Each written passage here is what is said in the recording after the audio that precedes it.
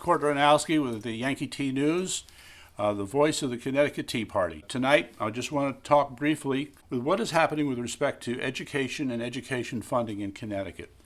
We're basically confronted with two issues that have people very upset. The first is, again, the budget. I believe it's something on the order of $400 million that's going to be taken from the budget, and then the cities and towns in the state are somehow expected to make up the shortfall for this. When you especially have the poorer towns, Bridgeport, New Britain, Waterbury, it's not clear what they're going to do exactly, but these are the kinds of proposals that the state has been trying to put forth.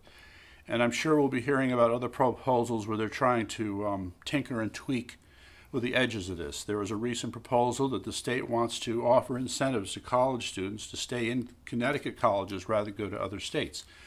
Well, how can you be making these cuts and then offering incentives to the students at the same time? This is the way they think, and it's not smart. The second point is student privacy. Now, this is a particularly serious issue, and it is not one that has gotten proper attention.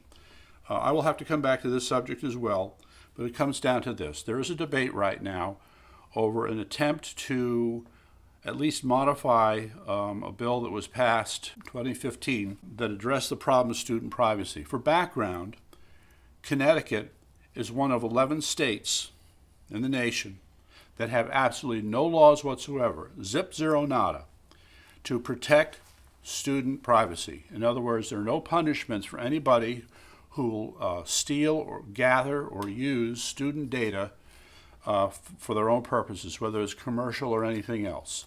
This is outrageous. And part of the problem is that you had people in the Connecticut legislature pointing to federal law that's supposed to provide privacy and provide protections for student privacy. What they didn't realize was that unilaterally, bureaucrats at the Department of Education had changed the language concerning access to private information in public schools.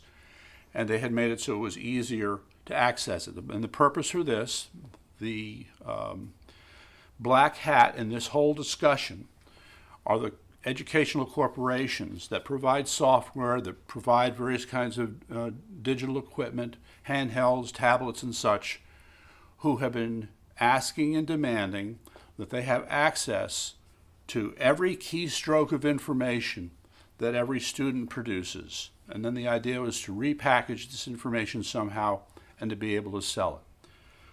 This is such an incredible invasion of privacy, I don't even know where to begin. So we have found, there was, for example, I'm trying to remember whether it was Haddam or Middletown, there was a scandal about 2 years ago where a software vendor had been taking information without authorization from that school system, and when it was found out, they got into big trouble. Well, this became an impetus for passing the student privacy bill. Now, the problem is that the bill simply requires that the school systems provide information on what software is being used in that school system and what information is being collected. The parents would presumably have the ability to opt out. But without this bill, there is no impetus, no reason, no goad to force the school districts to provide that information.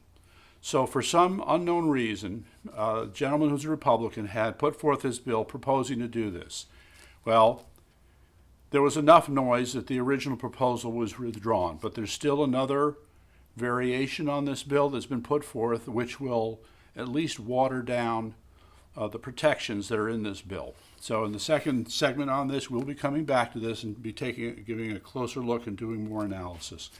In my opinion, at this point in time, we have a tenuous situation in the state of Connecticut with respect to parental rights when it comes to public education.